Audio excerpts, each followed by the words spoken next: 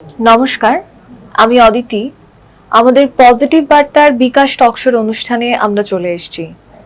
আজকে আমাদের পজিটিভ বার্তার স্টুডিওতে উপস্থিত আছেন শান্তিনিকেতন বিএড কলেজের প্রিন্সিপাল অহিমেন্দু বন্দ্যোপাধ্যায় মহাশয়। নমস্কার। নমস্কার। আমরা আজকে যে বিষয় নিয়ে স্যারের সাথে কথা বলবো তা হচ্ছে আমাদের বর্তমান যে শিক্ষা ব্যবস্থা, সেই শিক্ষা ব্যবস্থার সাথে আমাদের রবীন্দ্রনাথ ঠাকুরের যে শিক্ষা দর্শন এবং রামকৃষ্ণ মঠের শিক্ষা দর্শন, এই সমস্ত কিছু নিয়ে আমরা আজকে কথা বলবো ওনার সাথে। প্রথমেই আমরা যে জিনিসটা জানবো, একটু স্যারের সম্পর্কে স্যারের মুখ থেকে আমরা শুনে নেব। স্যার, আপনার সম্পর্কে একটু আমাদের দর্শকদেরকে যদি বলেন।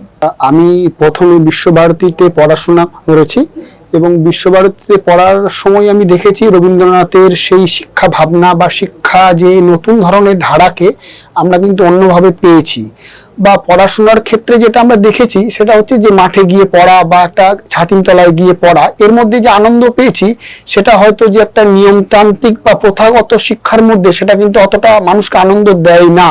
কিন্তু এই যে রবীন্দ্রনাথের যে নতুন ভাবনা, যে একটা গাছতলায় গিয়ে ছাত্রছাত্রীদের একসঙ্গে নিয়ে গিয়ে পড়ানো বা প্রকৃতির কোলে ছাত্রকে পড়াশোনার মধ্যে ঠেলে দেওয়া, এর মধ্যে যে আনন্দ পাওয়া যায় সেটা কিন্তু ওই যে ফর্মাল এডুকেশনের ক্ষেত্রে কিন্তু অতটা পাওয়া যায় না।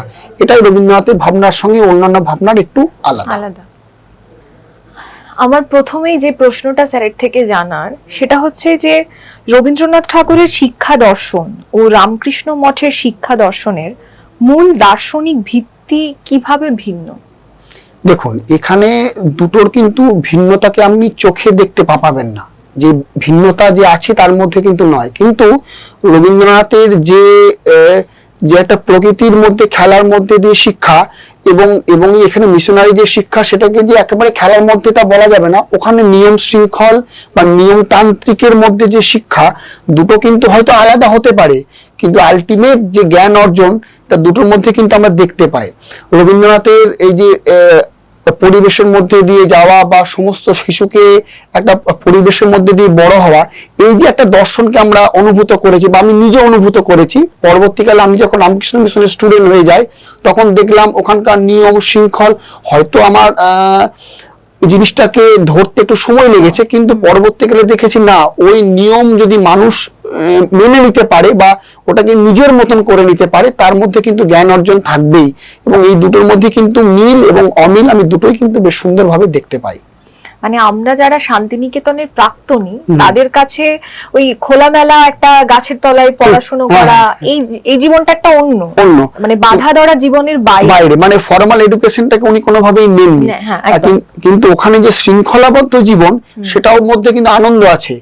মানে আপনি হয়তো প্রথম গিয়ে ওখানে গিয়ে কষ্ট হবে, আমাকে 4:30 উঠতে হতো, প্রেয়ার করতে হতো, তারপর ওখানে বিভিন্ন ধরনের অনুষ্ঠানে অ্যাটেন্ড করার পর আমাদের আরম্ভ হতো ক্লাস। কিন্তু সেইটার মধ্যে দেখলাম যে না, একটা শৃঙ্খলাবোধ জীবনে কিন্তু প্রত্যেকের দরকার, এবং শৃঙ্খলাবোধ থাকলেই জীবন কিন্তু গড়ে ওঠে।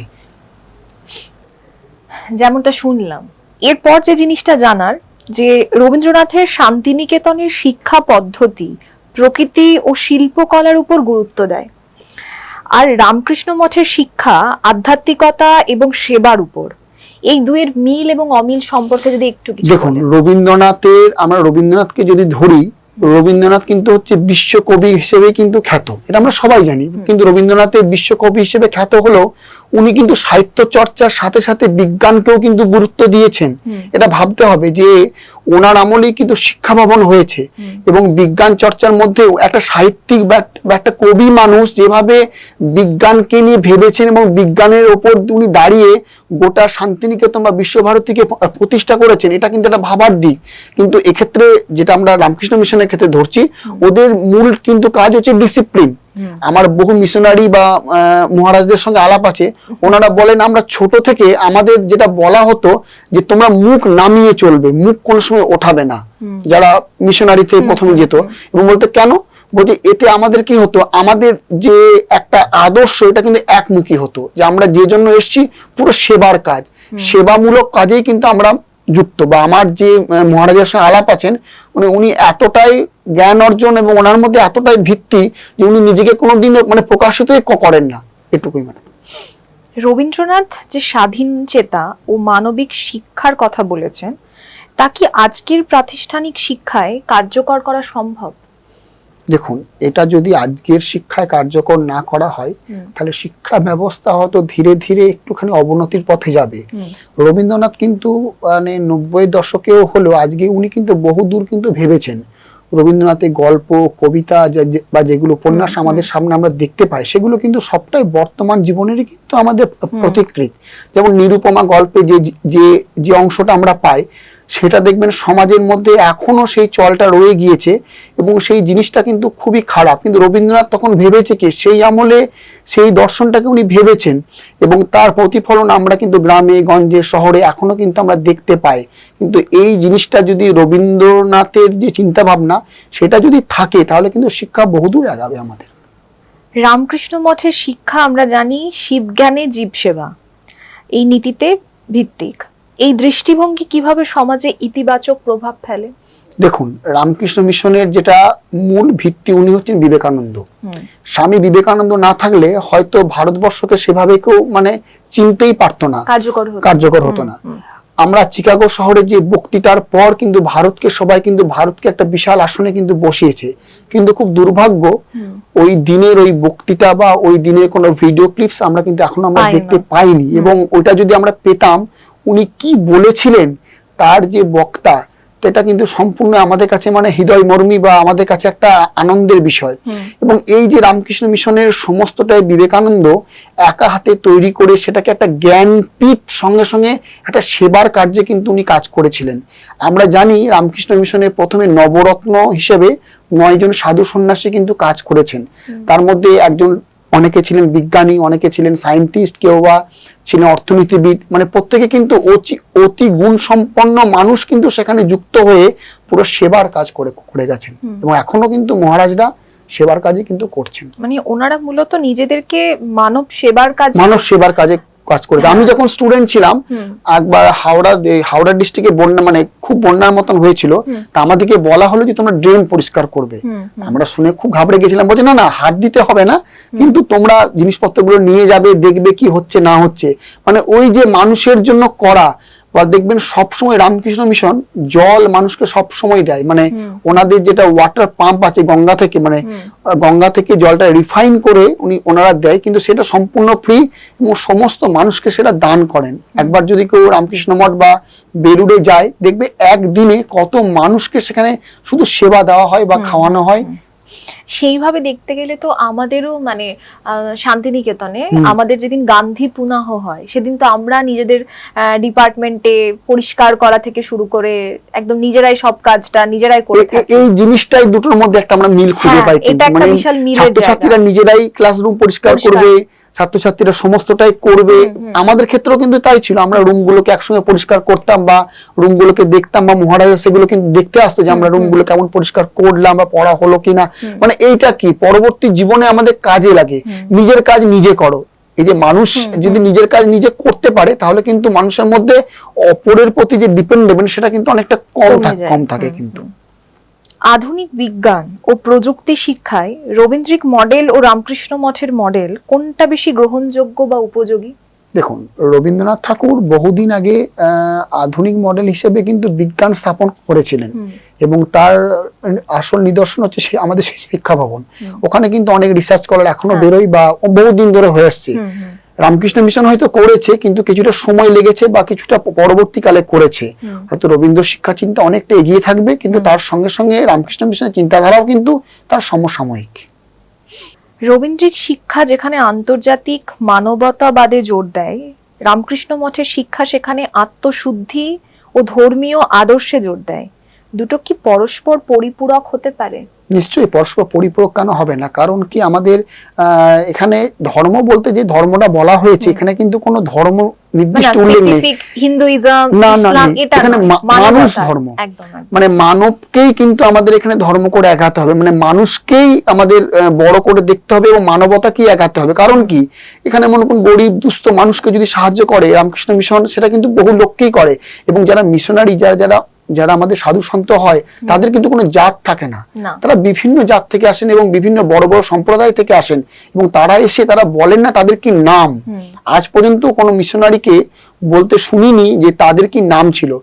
খুব ভাগ্যচক্রে আমার এক বন্ধু জয়েন করেছে এবং তিনি মহারাজ হয়েও গিয়েছেন, হয়তো তার নাম জানি, কিন্তু সে আমাকে বলে কোনোদিন আমার নাম ধরে যেন আমাকে ডাকবি না, মানে মহারাজ হিসেবেই আমাকে যেন জ্ঞান করবি। এবং আমরা তাকে খুব ভক্তি করি, শ্রদ্ধাও করি, এবং যখন রামকৃষ্ণ মিশন যায় তার সঙ্গে আমরা দেখাও করি পার্সোনালি। কিন্তু তার সঙ্গে আমরা কি আজ থেকে 10-12 বছর আগে আমাদের রুম পার্টনার ছিল, সে আজকে মহারাজ হয়ে গিয়েছে, এটা আমাদের ক্ষেত্রে খুব গর্বের বিষয়। আমি আরেকটা জিনিস যেটা বলতে চাই সেটা হচ্ছে এই যে পরস্পর পরিপূরক, মানে এই যে জিনিসটা, সেক্ষেত্রে তো মানে এই যে দুস্থকে দান করা বা যেটা আমাদের মানে মানুষ হিসাবে যেন আমরা ধর্মের দিক থেকে মানবিক ধর্মটা যেন আমাদের ঠিক থাকে, যেটা তো সেই দিক থেকে দেখতে গেলে আমাদের আনন্দবাজারের দিন যেটা শান্তিনিকেতনে, সেখানেও তো আমাদের যে ফান্ড যেটা কালেকশন হয় সেটা তো আমরা শুনে এসেছি যে রবীন্দ্রনাথ ঠাকুর দুস্থ মানুষদের জন্যই পুজোর আগে এই মেলাটা চালু করেছিলেন।